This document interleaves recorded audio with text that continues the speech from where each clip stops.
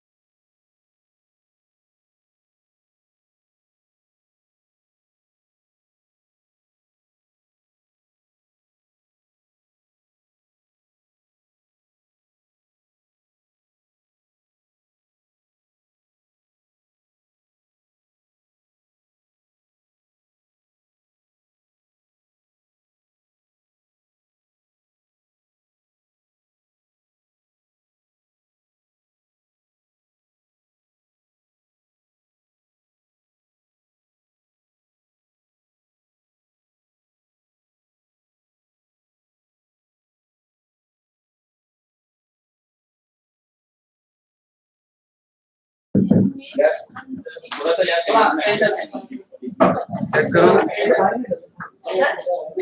थोड़ा सा नहीं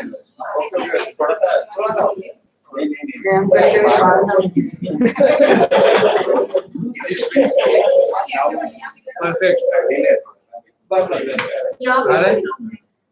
इंट्रोडक्शन नहीं वो लाइव हो रहा है कुछ नहीं है सर आप बोलो ना मूवी भाई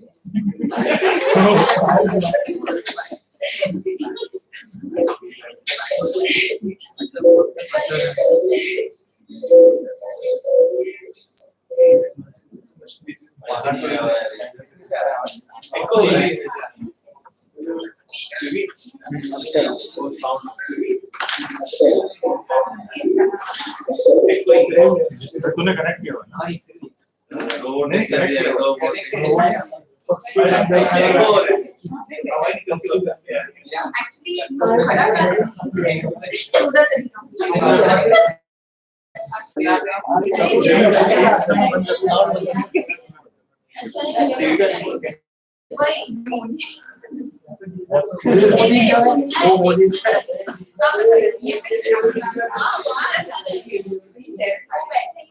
कवर हो रही है हाँ कवर हो रही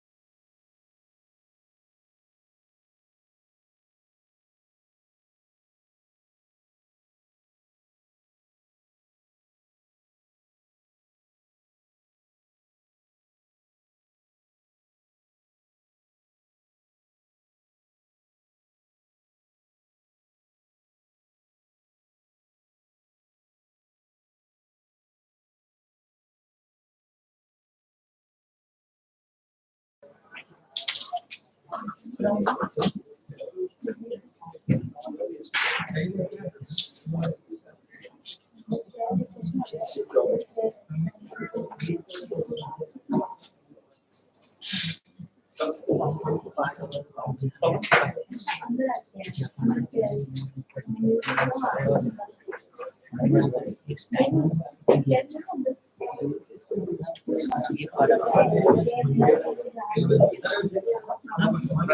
रिकॉर्ड सही सकते डायरेक्ट अपलोड की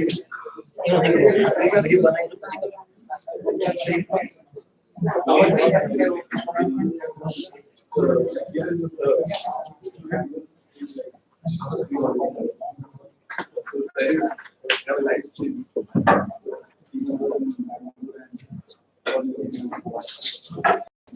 Under this kind of it's all record. Good afternoon, guys. Shall we start? So we have yes.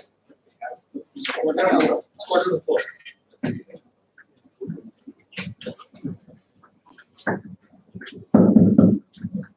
A very good afternoon, ladies and gentlemen.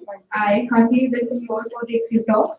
Taking this occasion further, I, on behalf of Axio Solutions, would like to welcome Mr. Thyagarajan.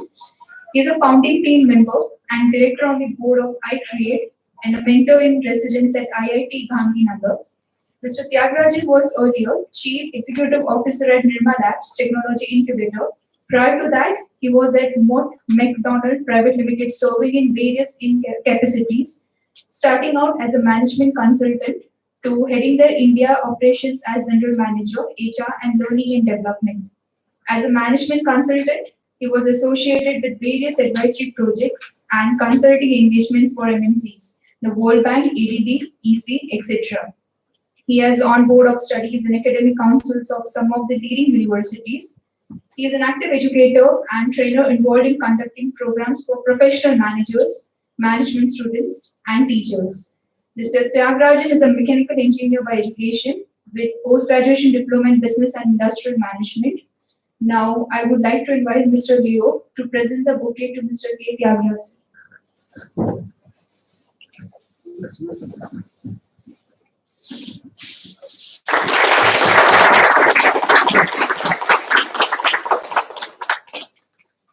Now I would request Leo sir, CEO of Axio, to grace the occasion with few words. Thank you, sir, for coming all the way. It's been a personal pleasure to have you here. It's been 13 years. So Tyagi sir has played so apart from all the introductory things about his profile, he has been a guiding force for Axio since the idea was long before the idea, long before even I thought about the company. So we met when he came to Delhi while I was still in college, in the last year of my engineering, and they had just set up this incubator in. How many of you are from Nirma? Has anyone studied in Nirma? You're from Nirma. Okay. So Nirma University had this incubator called Nirma Labs. So he's a founding member of that team, which actually set up Nirma Labs, and now iCreate, which is done in collaboration with the government. So he selected me for the incubation. That's how I put it, right? And that time we had nothing, no idea. It was just me with some interest to do something in entrepreneurship.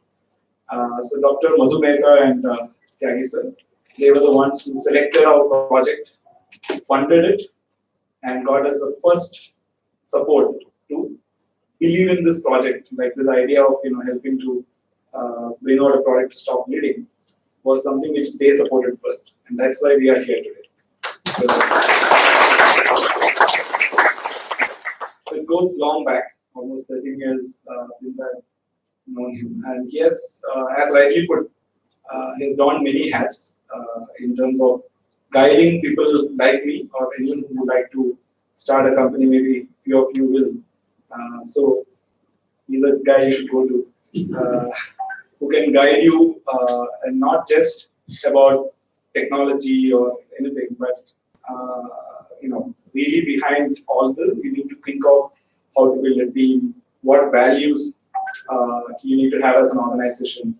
So all that initial sort of thoughts came from him and his team. So we will be always grateful to Nirmala and of course Tyagi sir for giving us this chance to come here. And personally, it gives me a lot of satisfaction to invite him here to show around our facility and our team. Because it all started with one idea, presenting to them in a room like this at Nirma, asking for funds. Okay, so they believe in us, and rest is history, right? So thank you, sir. And I have been in many of his lectures and talks. So I hope within this time frame, we'll be able to get out of it. But we have been very beyond the receiving end in terms of a lot of his ideas and thoughts. So this is more like a beginning. I would like him to kind of have more interaction with our team going forward. But let's start with one small talk, and feel free. He is more like our family, right? So may not be very formal, and I would like. I think I'm sure he also likes to be a little interactive. So in any language he speaks. I don't know how many languages, but very fluent in Gujarati. He writes in Gujarati. So over to you. You like this? Okay. Namaskar, Adab, and good afternoon. It's a pleasure for me to come here. It's more like a daughter, who's just bringing up a child, and she's introducing the grandmother to the child, saying, "Look, here's grandchild." Because, like I said, 13 years ago, when he first met me in a hotel room in Delhi one afternoon, I was actually leaving that afternoon, met me in the morning. And as he correctly said, there wasn't an idea. There was this strong entrepreneurial desire. Biotech was his background.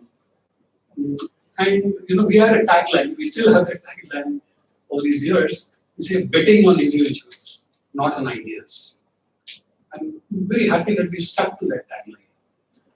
Because one of the things I have personally strongly believed in is that enterprises can fail, entrepreneurs don't. Many entrepreneurs are not able to distinguish the difference between an enterprise and an entrepreneur. Enterprise is heavily dependent on external circumstances. The marketplace may change, the technology may change, the customer desires may change, people who work for you may change, the funding agencies may back out, and things like that. But if you are an entrepreneur at your gut, you will never fail. You'll move on, you'll create another enterprise, you'll latch on to another idea. And I think that one element what differentiates an entrepreneur from an employee or a manager in a company. This strong perseverance to be able to pursue the idea that you have in your mind, regardless of what is happening around you, regardless of the resources that you might have access to. Amongst the large dozens of enterprises that I have been involved in, Leo stands out as one where I've seen phenomenal perseverance. Two things. When we had set up that incubator, we ourselves were ahead of time. India didn't know much about technology entrepreneurship. Incubator was hardly a known word. We and CII in Ahmedabad started at almost the same time. And we were the first incubator outside of an IIT or an IIM. So IIT had an incubator, IIT Bombay had Science as an incubator. IIM had just beginning to start. And we were the first outside of a classical IIT. And so even for Department of Science and Technology, there was a risk involved. And Madhu and I were very blunt in saying, look, this is an experiment. We don't know whether it will work, how far will we go, we don't know. We told both Nirma and Department of Science and Technology that we are going to bet on individuals and not on ideas. And believe me, even till this date, many people find it hard to believe that we trust in that line, right? And I now have more evidence than anybody else to say that why that line is very important. So he's proved my theory right, our theory right, and he has had phenomenal perseverance in patients. Anything in biotech, biomedical, or anything to do with life sciences, or even peripherally in that area, is always an uphill task. Not only in terms of bringing that idea to a proof of concept, but translating that proof of concept to a commercial product, and then going through the regulator and so many other challenges which you don't see in software industry or other kinds of industry. Your go-to-market is much faster. Conversely, the other thing is true. Your getting out of market is equally fast. So the advantage of getting into this kind of industry is that while it takes you so long to get there, once you are there, the chances of you succeeding over a long period of time is much higher than many of these IT kind of companies. So, first of all, it's a pleasure to see that this idea of POC now matured and come to a product of this scale and size. I went around the facility. I must say this is almost world class in the way it's been developed. I can see a number of good processes in place, which obviously might have evolved because you are a global product. It's going outside of this country.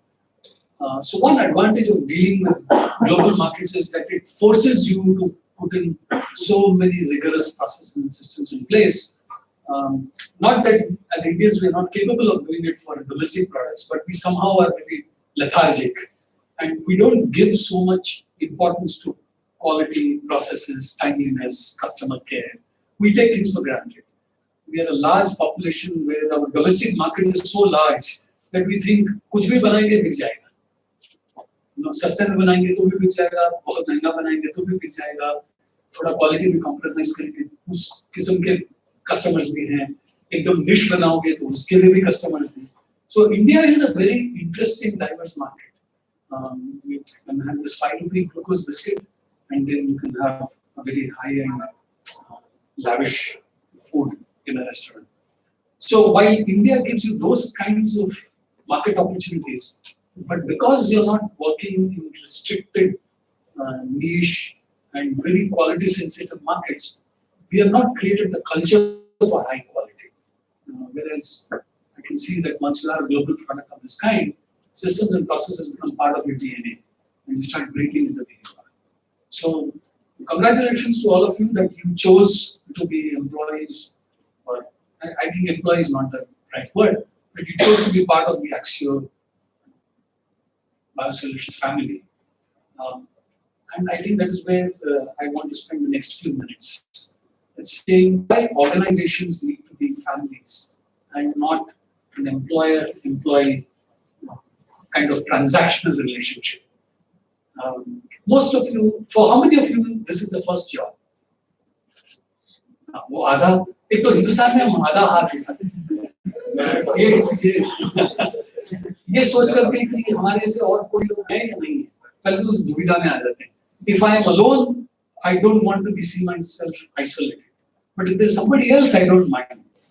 And the moment there are 2, 3, even the hesitant hands goes up. So can I have the hands again? How many? So maybe about 30%, about 25-30% of the people, or 40% of the people, this is your first job. For how many this is the third job?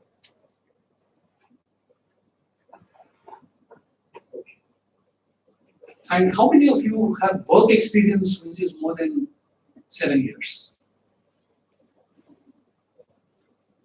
That's good combination. So first of all, let me tell you that we have a good combination. Why does combination matter? Combination matters because, so maybe a good example is to take from cricket. You know, if you were on the selection committee of the Indian cricket team, or if you were the head coach, it's very tempting for you to say that I want 11 Tendulkars. If you have 11 Tendulkars, you are bound to lose the match. It's guaranteed. And that is true for organizations. That organizations often are tempted to look for the best people rather than the best fit people. There's a difference between best people and best fit people. somebody may be very good for Baxter, but may not necessarily be good for you. Right? Somebody may be good for Johnson and Johnson, but may not be necessarily good for you. So it's very important for companies to realize what is good for us. And it's equally important for employees or people who join the family to realize, is this the place that's fit for me? As much it is best fit for the employer, it has to be best fit for the employee. I used to often tell managers, who would proudly reject CVs, or after the 3 rounds of interview, they would proudly reject somebody, a candidate, and I would randomly look at why they got rejected. And I would typically have a manager saying, I asked him this question, he did not. The trouble is, we often get into a competition with the candidate. We somehow don't realize the fact that here is somebody who is competent and he or she wants to come for employment, and we need to gauge the level of competence, not measure it with your competence. So managers often falter trying to compete with the candidate who is in front of them. The other thing is, human psychology, and particularly in India, I have noticed that managers don't want to hire people better than themselves, because then they fear that their own job is under threat. And that is somewhat sad, because you become good managers if you hire people better than yourselves. So Leo, for instance, prior to coming here, was explaining to me that during this journey, how at some stage he's actually hired a number of senior veteran people from industry, which is very important, right? To be able to take a number of people who are better than yourselves and who are much better than other people that you might have as part of the team. The other important factor is also diversity in a company. So Priya, for instance, has eye for design. Oftentimes, a biotech company will hardly care for design. It's incidental that she happens to be his wife. And maybe it is part of her design. But, why design thinking itself is very important even for a biotech company. Why something like may otherwise sound mundane as packaging becomes so important an aspect for a product like yours. It's not the heart of the product, but that packaging can make or break the product that's inside. Okay? So it's extremely important that companies such as this actually encourage diversity both in terms of age, experience, backgrounds, past experience that they come from. So one of the key things that binds companies together is a common thread of values that they create for the place. As I see, in my mind, companies which have become built to last companies, which means when you think of setting up a company, you imagine yourself as saying how it would look like 50 years from now, 100 years from now. It's popularly said that Brits always think of 100 years. When they came and took over India, East India Company, did not think of a 10-year plan. They really thought of a 100-year plan. And it's extremely important, therefore, when you build organizations, while in today's IT kind of world, companies fold up very fast. Many are born and they fold up overnight. But really speaking, if you go back to core industries, for instance, say iron and steel, when Jamshedji Tata set up Tisco, the individual thinks of saying, how does this last for 3-4 generations? Built to last companies have this very core ingredient of some core values for the place. So I would imagine that one of the core values of this place, even if it is not stated, even if it's not articulated very well or written down somewhere, should be mutual trust and respect, despite the diversity that people come from. Because this mutual trust and respect makes every person's age, background, and experience valuable for the task or the work that that person does for the company. I often think of organizations in terms of a bouquet of flowers. So many of you would have bought a bouquet. When you go to the florist, what is the interaction that happens between you and the florist? आप एक फूल की दुकान जाते हैं, आपको एक bouquet बनवाना है, आप क्या करती हैं वहाँ जाके? What do you do first? First you insist on the word fresh, है ना? मुझे ताजा फूल चाहिए, और फिर उसके पास कई सारे वैरायटी हैं, अलग-अलग डिब्बे में उसने कहीं रोज रखा है, कहीं पे डैफोडिल रखा है, कहीं पे लिली रखा है, तो आप नेक्स्ट क्या करते हैं? You choose. Sometimes he suggests, most of the times you choose. Once you choose, who does the arrangement? The florist does the arrangement. How does he arrange?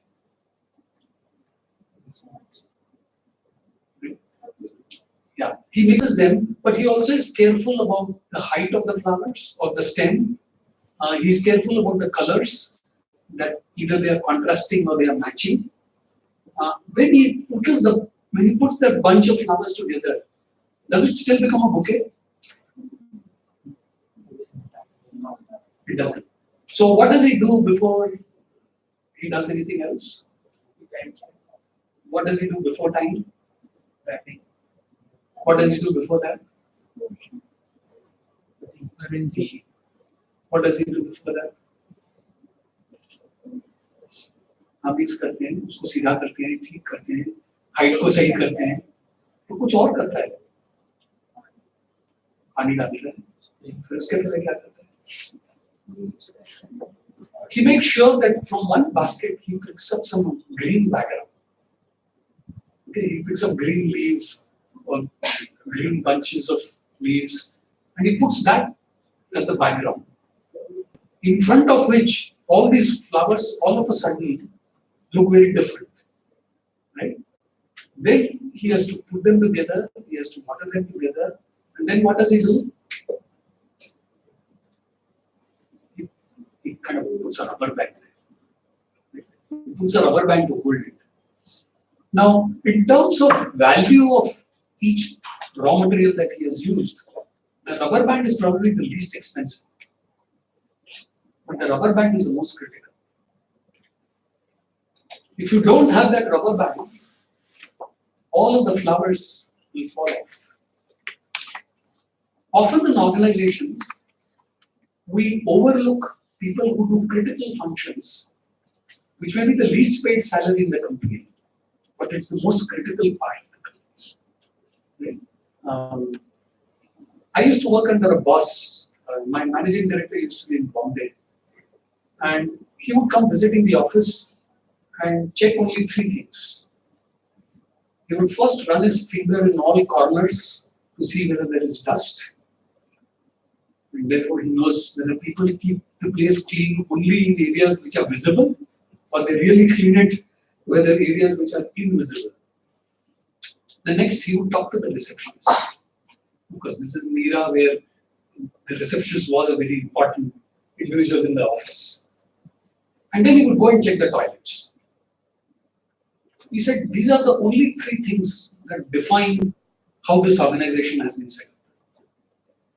Whether people have a sense of cleanliness, whether they are welcoming, whether this receptionist has been trained how to treat a guest, and whether the place has been kept clean and hygienic. It reflects how much attention somebody is paying, because the rest of the thing that you do as an organization, वो तो होता रहेगा. लेकिन इसमें बारीकी से ध्यान दिया है. So, in an era where there was an office boy, I don't know whether you have an office boy here. Many companies have now done away with the culture of an office boy. A lot of MNCs don't have a peon or an office boy. Managers are expected to do things themselves. But the day the office boy is missing or the receptionist is missing, the company is lost. Because she knew numbers by heart. She knew who is the courier boy. She knew from where the chai used to come. She knew who could clean. She knew. So all of a sudden, a receptionist or an office boy that was once the least paid and we did not care for actually becomes the most critical person for the company. And umpteen things don't get done. This individual is not there. The reason why I'm telling you this little anecdote is that one line that I spoke in the front, saying part of your core values is saying mutual trust and respect, irrespective of what you do in the organization, is an extremely critical part as organizations grow. Let me now turn to the audience to ask, and anybody can volunteer. What makes you wake up every morning and come to work? What motivates you to come here every morning? Other than salary. And then what other things? At the end of the day, we have to do something for our routine work is To do something different and something that gives you satisfaction. Okay, let me hear somebody else. To learn something. To learn something. Okay. Culture and environment. Okay. And that culture and environment, okay, for many people for whom it might be the first job, they don't have a comparator. Somebody like you may have worked somewhere else, you can use culture and environment as a comparator or a differentiator. But culture and environment often is only palpable. You can't touch and feel, but you can smell. So it's like smell. But you're quite right. Culture and environment is something that attracts people to come, especially people who have been exposed to other culture and environment earlier. So they can make a difference. Why it's so different. But what's so special about the culture and environment here? The togetherness of the people. Togetherness of the people. There is no one is pulling a leg to get it done. They are together to get it done. They're all together. There's a sense of common purpose. Use the word satisfied. That's a very interesting word because it's very difficult to measure satisfaction. And human psychology is such that it never tends to get satisfied. So you think you're going to be satisfied by accomplishing this, but once you reach that stage, you're like a cricket batsman. You get your first 50, then you want to go and hit 100, and then you want to do 150, and then you want to win the match, and then you want to be the man of the match, and then you want to be man of the series, and then you want to retire rich. I don't know how many of you heard this little story, maybe some of you have, maybe you guys. That there's this old man who keeps running on the beach every morning. And he sees a young fellow with a hat sitting on a kind of rock kind of thing. And he's there with a fishing rod. And he's trying to catch some fish. So this old man, he sees him every day. And then he wonders, कि जान आदमी है, ये जवानी बिगाड़ रहा है, मैं जब भी आता हूँ यहाँ पे मछली पकड़ना है, इसको कोई काम धंधा नहीं है. So one day this old man gets irritated, he goes to the young boy and he taps him. The fellow raises his hand. He says, young man, why are you wasting your youthfulness here? All the time sitting there fishing. What have you done? What have you studied? He says, sir, I've been to college. Where have you been? I've been to Stanford. I'm a gold medalist. So he says, wonderful. So why are you doing? You're catching fish. Go get a job. So he says, yes, I was in fact, called by many companies for a job. But I did not take it. He says, but you don't know what you are missing. If you had taken up that job, you would have been very happy. You would have become part of a large company. You would have made a lot of money. So he says, sir, then what would I have done with the money? He says, no, with that money, you could have gone to Beverly Hills and bought a big mansion. You could have lots of cars. He says, sir, what would I have done after I had gone to Beverly Hills and bought cars. And no, you could have gone to other countries. You could have bought bungalows there. This is the chance. And then what? And you could have made more money, name, fame. This is uncle. What after that? Oh, then you could have gone to a beach, sat down, and just done some fishing. So the boy looks at him staring and says, "Do I need to go through this long process to come and fish? I'm able to come and fish here without going through this long process. इतना सब करके मुझे अगर जीवन में आके मछली पकड़ना है." So satisfaction is a very moving target. It's never constant, and it's good to be dissatisfied. And you should be dissatisfied more with yourself. Oftentimes we try to. So India is a land of competition. और बचपन से माँ का BP high हो जाता है अगर drawing में अगर बच्चे को 2 मार्क उसी के बच्चे से कम आया. A subject like drawing, where every child cannot draw, but the mother will go hyper. पड़ोस का बच्चा मेरे बच्चे से ज़्यादा mark. So we are raised in a culture where we always want to compete with somebody else. You know there's only one sport in the world where you compete with yourself. You know which is that sport? It's not played much in India, and therefore you may not be much aware. It's golf. In golf, you compete with yourself, and we are never brought up in the culture of competing with ourselves. While competing with others is good in some ways to know how the world around us is progressing and how are we able to match up to others. I think essentially we need to have our own benchmark in saying, how are we better than what we were yesterday? And how are we better than what we were last year? Which takes me to this next point of saying, how do we move forward in life? Again, our culture often tells us, look at the past. We go right up to mythology. We want to pick stories from mythology. They're good stories, interesting stories. We've all grown up with the stories because there are good lessons in the stories. But we are often tempted to get hung in the past. And we often use the past as an indicator for the future. You can't drive a car looking at the rear view mirror. It's very, very important for individuals and companies.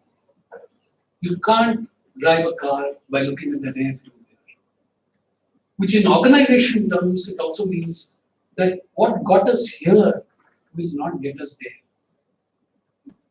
So whatever things that we do in our early years of building an organization versus what we do when we are scaling up. For example, this organization is in its entering teenage. From adult, it's just crossing its adolescent years and coming to its teenage years. When you enter teenage years, it has its own challenges. You have lots of distractions. You did tell me that if you are operating only in India, it's a very opportunistic but distractive market. You have lots of distractions. You can be very tempting. Like we'll try this, we'll try this, we'll try this. So it's very tempting to get distracted. And in those teenage years, you also might make money, and therefore you also think that because there's money in the bank, let's go and spend in some luxury because we can afford luxury. And therefore we sometimes do not prioritize ourselves as to where do we want to spend, where do we want to invest. This is true for our own lives. In our own lives, we often try to look back at the past, or we try to sometimes ape what our parents or grandparents do. Human beings are apes. Part of, for example, culture and environment that you spoke of, may be set up, the tone may be set up by the leadership. Everybody wants to become like the leader, or everybody wants to ape the leader.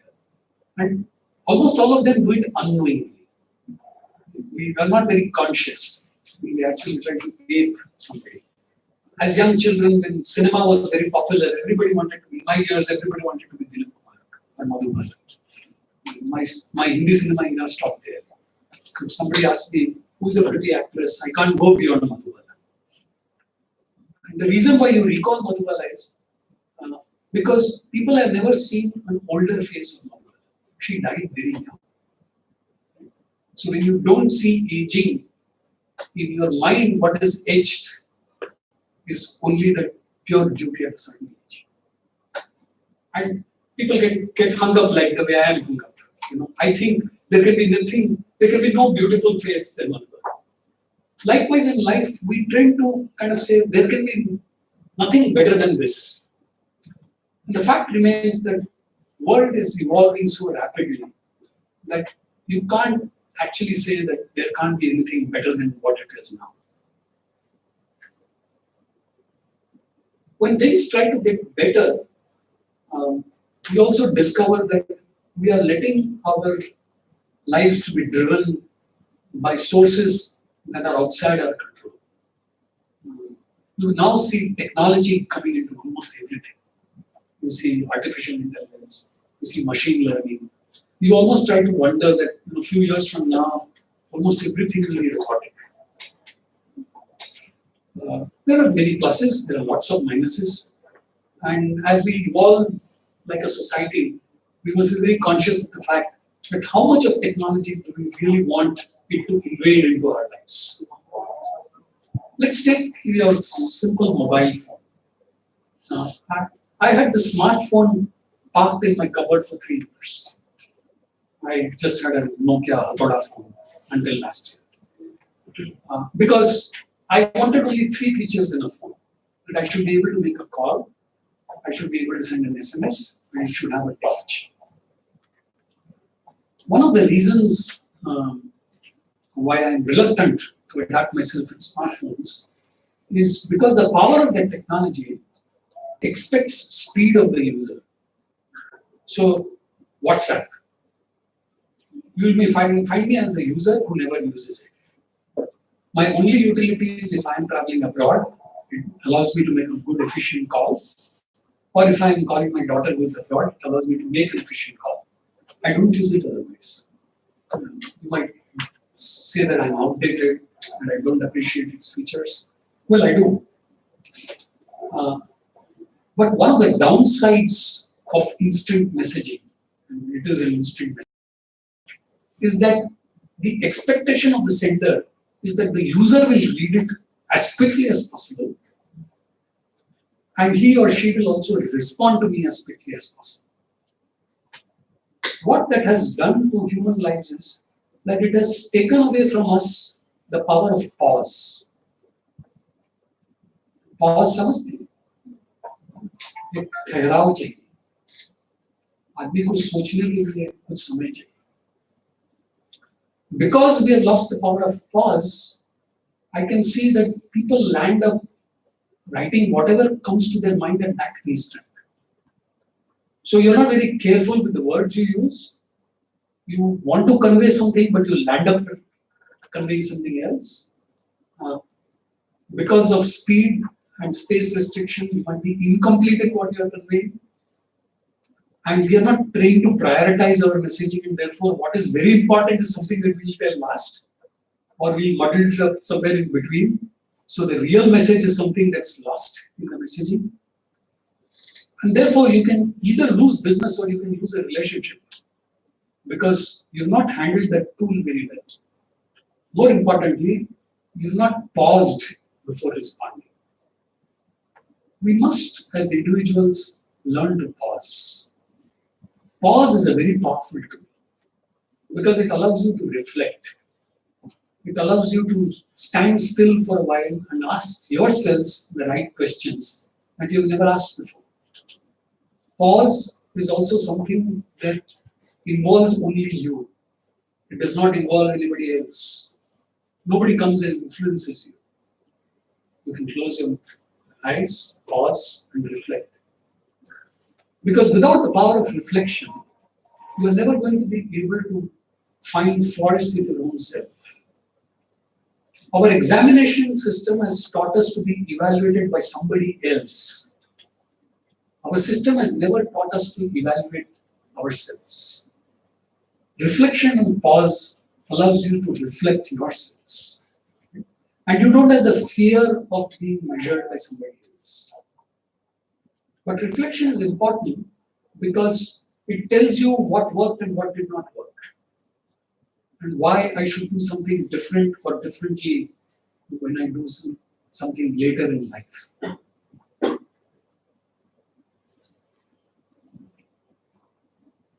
I want to spend the next few minutes on saying, why does everybody in life and also an organization needs a North Star? You know what the North Star is? So earlier the ships never had guiding things, tools, and they had to only look at the North Star for sense of direction. Every individual and every organization needs a North Star. Where is it that we want to head to? Right? And that North Star needs, the distance from here to the North Star needs to be enveloped or boundary by core values. And part of the core values is also how ethical are we in our organization. The North Star gives you a sense of direction. It tells you where your destination might be. But both in life of individuals as well as organizations, the destination is not as important as the journey. And we often underestimate the learnings of a journey. What is so interesting about a journey? Many of you have gone on tours. You've gone on a road tour. What do you do on a road tour? How do you prepare yourself for a road tour?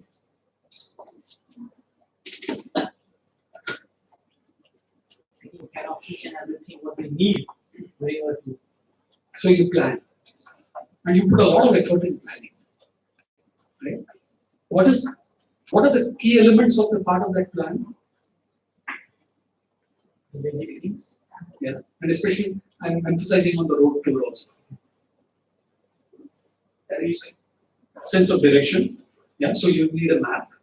Today you have a Google map, earlier you had a physical map. Or even earlier than that, you used to ask only roadsiders. You ask a tea stall man, in the right me down, left me down.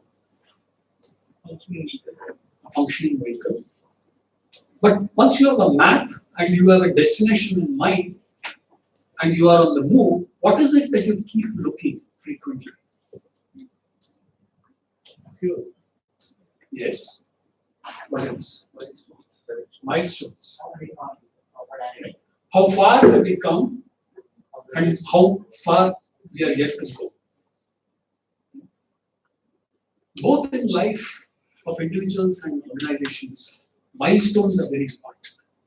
You need a roadmap, you need a destination, and you need a milestone. What you do not know are crossroads. कई जगह में चौराहे हैं, ये पता नहीं चलता कि हम दाएं जाएं बाएं जाएं, आगे जाएं पीछे जाएं. When you come across a crossroad, you need to ask. But there are crossroads when you're close to a jungle. When you go to America, everybody does so much of road travel there. And you hardly find human beings for miles together. Sometimes it can be frightening. Because especially if you're used to India and so many people around, that you can so easily ask someone, kahan jana hai, kahan bhatakna hai. You go there and you're all dependent on just a Google map. You trust the Google map, let God, that will take you to the right place.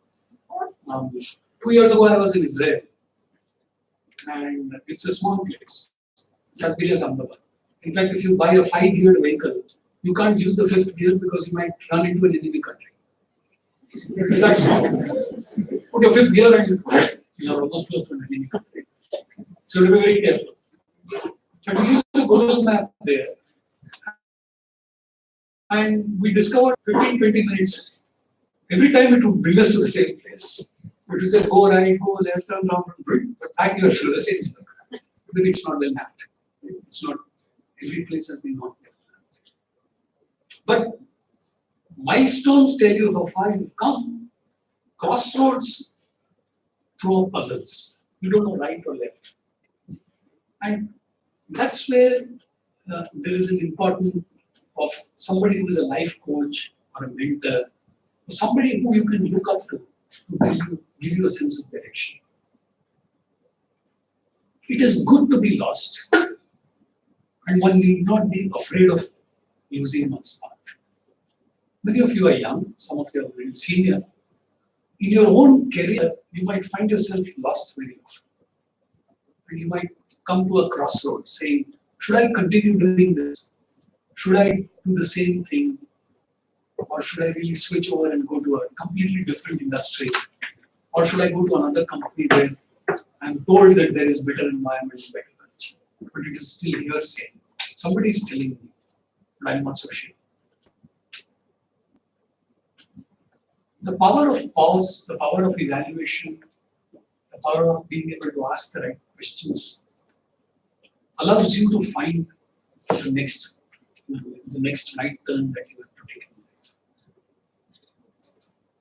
Finally, I want to give a few minutes on why it is very important for each one of you to have animal curiosity.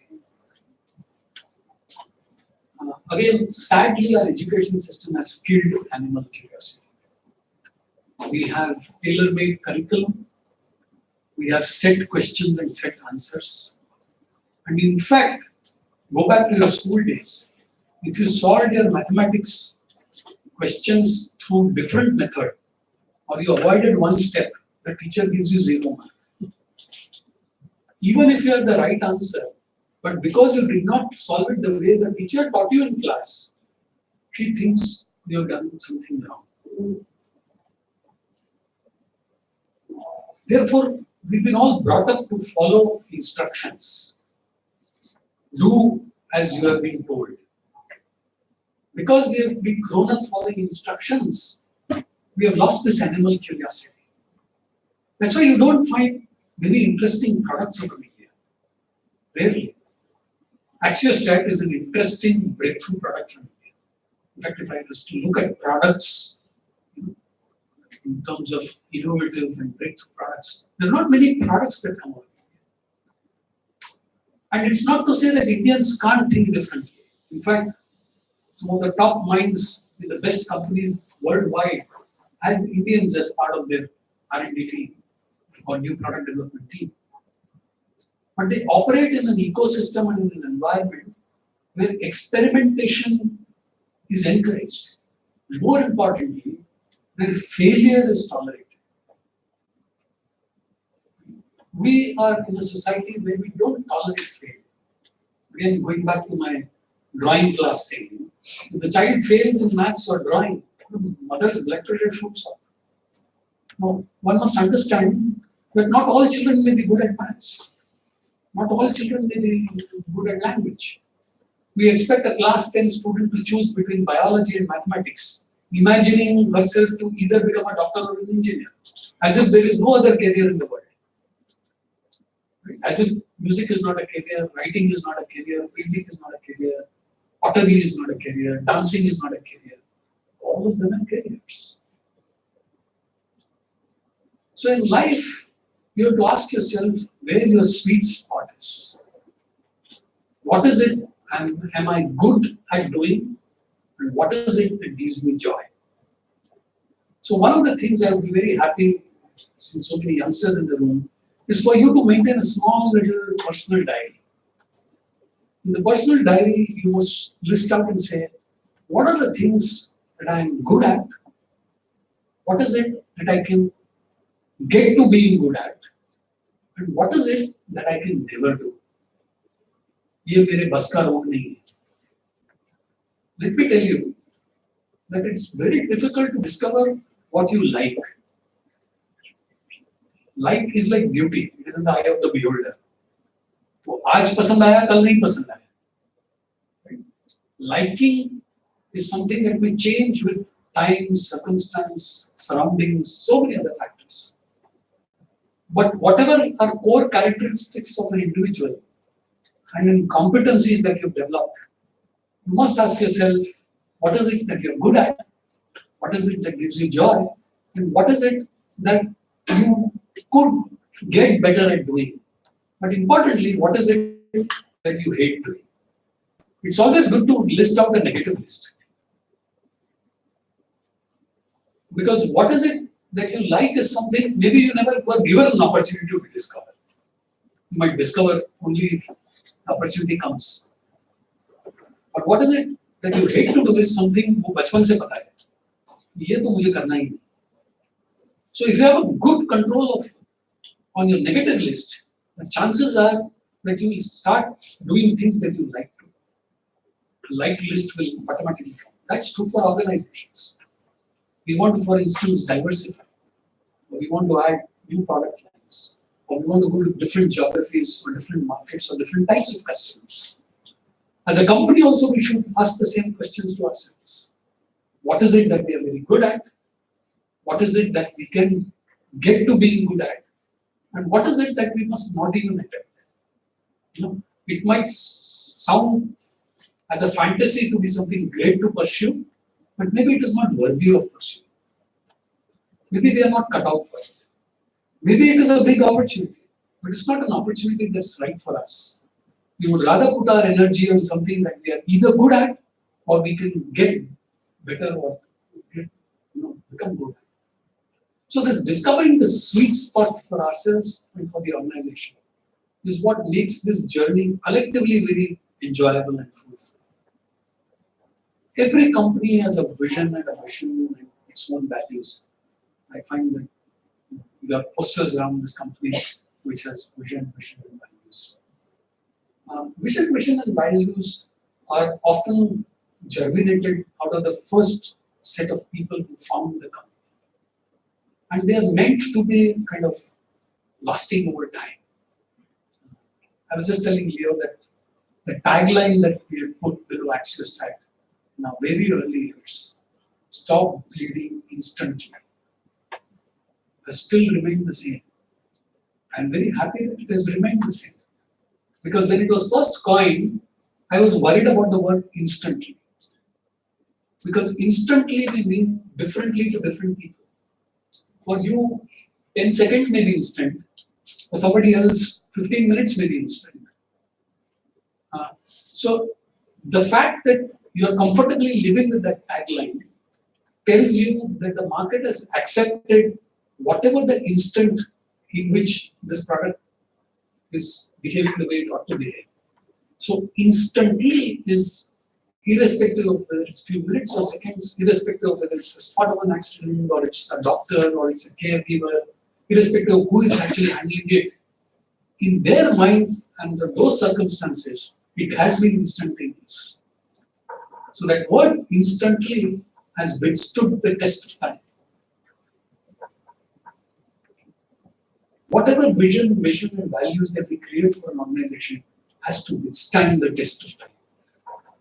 And it withstands the test of time if the people who come after the founders, people like yourselves, the early team members, the first 50, 60, 100 people who come and join the company, if there is this shared sense of purpose, if there is this shared sense of vision, mission, the organization, then you become like a bouquet of flowers. You really stand out, you shine. Because now in that bouquet of flowers, the rose has its own beauty, but it goes along well with the two together go along well with the lily. They go along well with the sunflower. And the green leaves has its own role to play, and they can all coexist with the green leaves. And the green leaves do not in any way undermine their importance. वो कोई कम नहीं होते. वो actually इतना बढ़ावा देते हैं जो फूल उनके सामने. And that rubber band that we thought is a no-value product feels that I'm doing the most critical job in this company. That is what binds the company. Mutual trust and respect, finding a sweet spot, and having this shared sense of purpose in the organization. It's been a pleasure coming here. I want to leave the next 8-10 minutes for you to be able to either give your remarks, your views, or ask questions. Not that I have the right answers. So one of the things I have learned is it's fine to say that I don't have an answer. It's okay. Most teachers think that they must answer the question. But everybody has to keep learning. I want to close this talk by saying that it will be very nice if each one of you had that reflection little diary and see yourselves progressively over the years how that list has expanded or reduced. And you would find your sweet spot. You will be able to navigate your crossroads very well. Also find a life anchor. Life anchor may be a friend, it may be a subordinate, it may be a colleague, it may be a relative, it may be a professional, but find a life anchor. Everybody needs a life anchor. Don't be ashamed to ask questions. Don't be ashamed to say that I don't know. But so long as you have this learnability skill in you, you'll always do well for yourselves in India. Closing out, this one line that might be in front of you is, the more I know that I know nothing. Throughout your life, if you want to have this ability to be a constant learner, you need to always remember this. The more I know, the more I know. Thank you for being patient.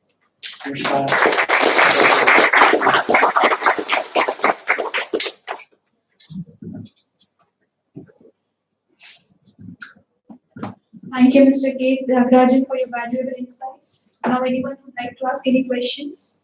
Or have any remark or reflection on what I said. You could completely disagree from what I said.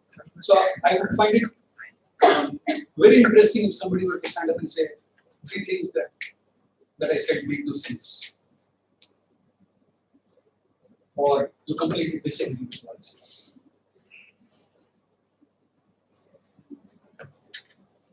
No disagreement. I would be very, very worried if I went to an organization where people don't disagree. Right? So that's another, again, part of culture and environment. Being able to challenge leadership, being able to have this very open, free, transparent way of expressing what you think is right or wrong. We may have professional disagreements. We may be great friends. We may be great colleagues. We may be boss and subordinate. But that's okay. You must. So one of the beauty of working in an MNC or working abroad is that they have this exemplary culture of not giving weightage to your age, your position, your background.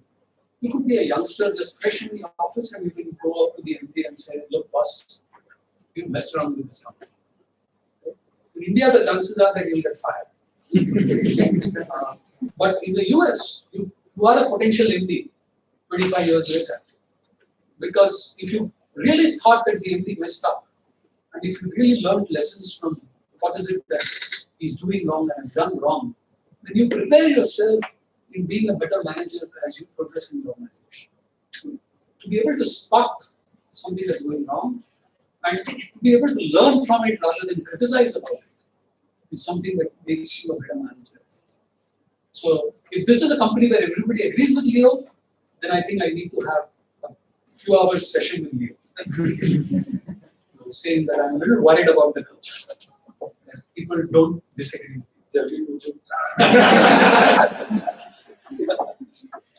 No, I mean, maybe whatever I spoke is something that people not, there's nothing much to disagree about.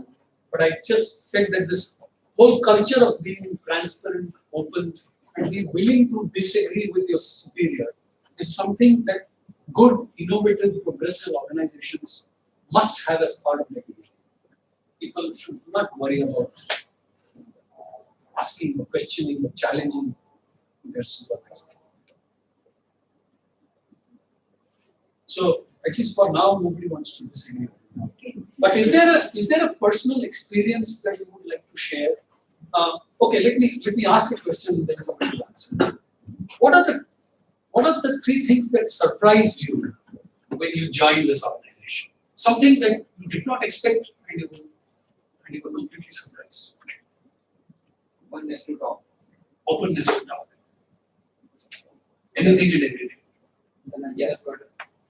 The magical product is Mandrake the magician. And the emphasis on design. The emphasis on design is something that you never expected.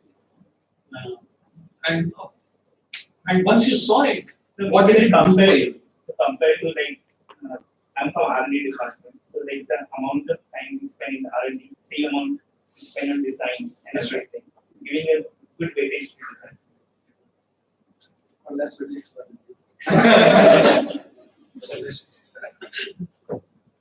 So, So for one thing they didn't have when they moved in, many of them, this wasn't there. So they were sitting downstairs. So there was no office. They joined the company, but there was no space to Yeah. sit. correct. So when I joined my second employment, we were 16 people and we had only 11 desks. And that forced the 5 others to be on the road, on the job. या तो नया business लेके आओ या तो पैसा बाकी है मार्केट में वो कलेक्ट करके लो or be at the client's place or whatever. We were forced to be out 5 people, create less space so that people who are supposed to be on the road better be on the road. Good idea. But there was one interesting, so anybody else wants to say what surprised you in the company when you came here? You really did not expect. From the process perspective, is a process. The process, Very neat. the meticulous process, neat and clean, following steps rigorously, attention to detail. Attention to detail takes me to one point that you remarked when we were leaving the production area. See, very few companies hire women who actually are involved in that space of the work. And so for somebody who was not familiar with it, that's a surprise. Women are encouraged in those kind of roles. I am indeed quite happy to see so many people. They bring life to the place. Also, they bring sense to the place.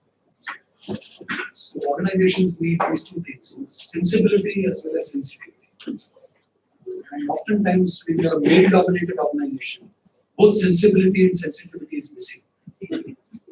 When women come, they bring these aspects. Okay, what is the one thing that you would like to see as a change in this place? कोई बदलाव चाहते हैं तो क्या चाहते हैं? He is not listening. I can convey to him separately. You had to ask them separately. But I just heard him say that one of the good things of the place is Openness. openness. So now I'm testing the hypothesis. Very instant testing. So what's the one thing that you would like to see change? Oh, nobody wants to see change. So I think I have a tip for you. Both you and Priya should make some frequent changes and then see their reaction. I must warn you that if your mind is not open to change, then in the long run you might struggle in life. Changes are of two kinds. One that is not in your hand and happens because of external environment. So he can decide to make some changes. For instance, I just planted an idea.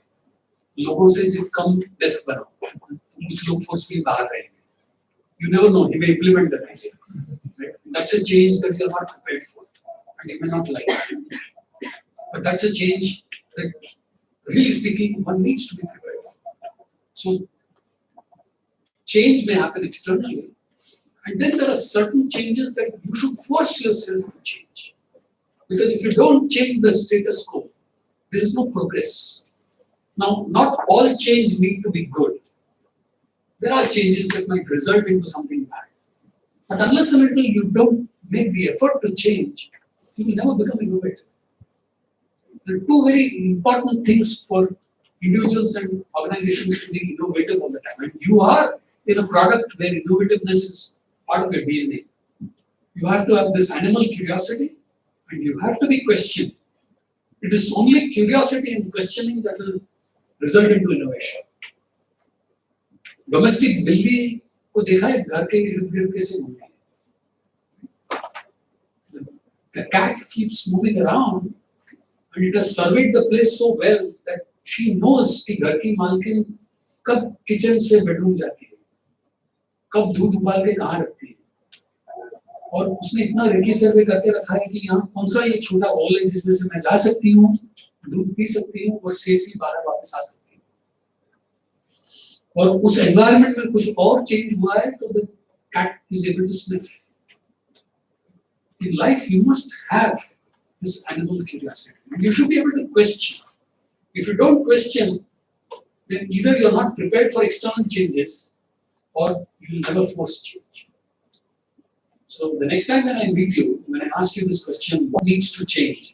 I should see at least half a dozen hands going up.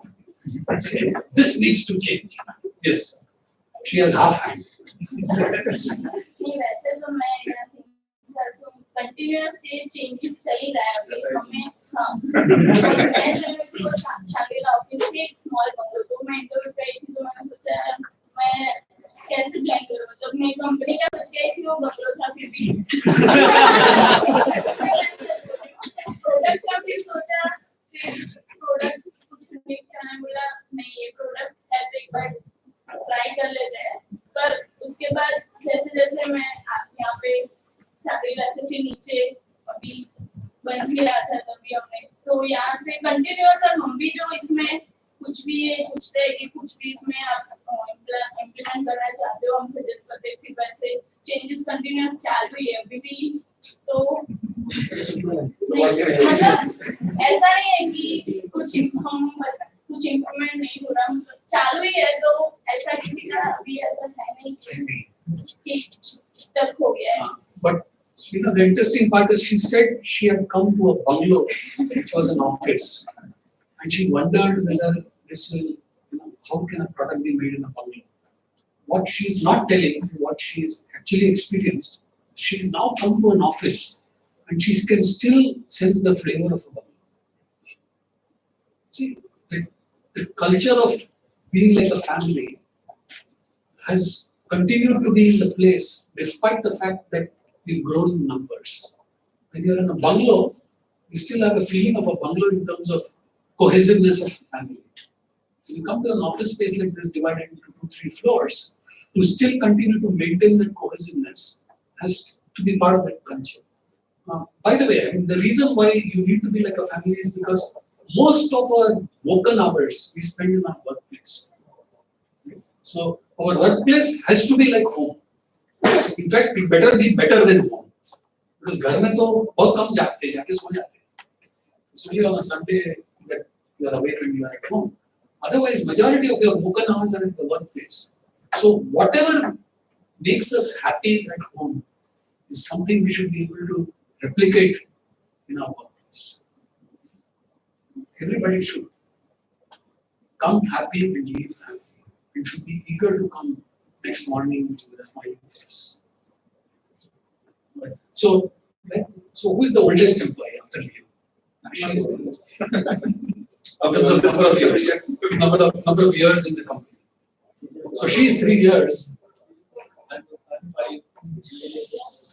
They just had a 5-year completion cycle. And you still, after 5 years also, you don't want to leave the company. But did it ever cross your mind?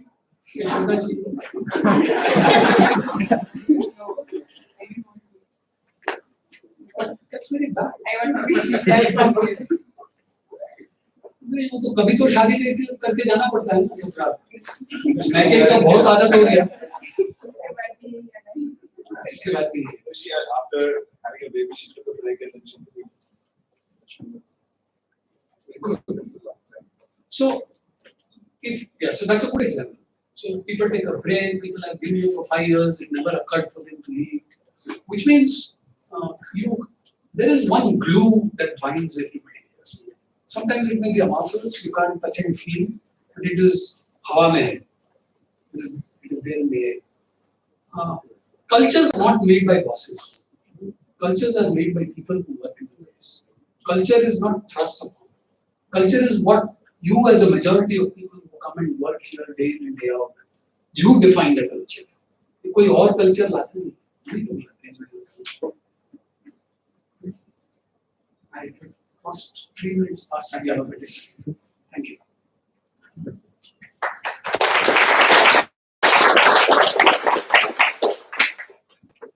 So it reminds me, I mean, thanks sir for the insightful talk. But just in addition, when you spoke about change and having a North Star, I recently read this wonderful quote by Bill Gates.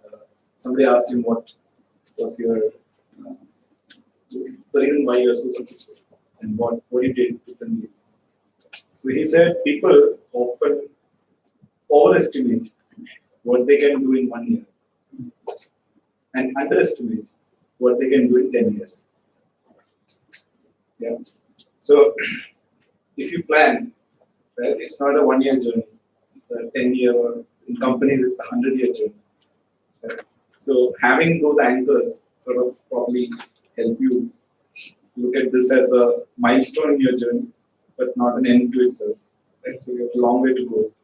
So thank you for those wonderful insights. I think you could sort of cramp up multiple such insights in a matter of hours, but I would, like to have you, and spend time with them separately, maybe individually. I did tell him that I am very unprepared speaker. I never prepare myself.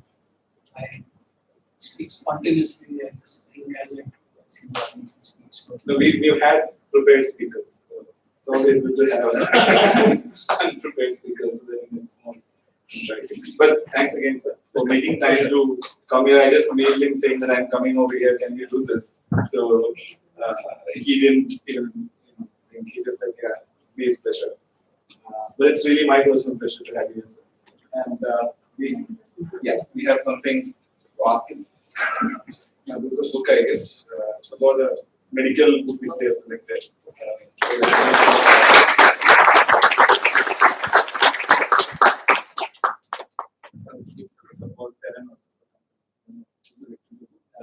this is something that Hope you'll use it. well, often having it with you and being able to use it for somebody else who needs it. There are a few people here who have done that. We have something called Lifesaver. So we honor them as people who have sort of given their time. Wonderful. Thanks a lot here again. Yeah. Thank you guys. Back to your work. And he says thank you. Back to your work. So here I'm more like a listener.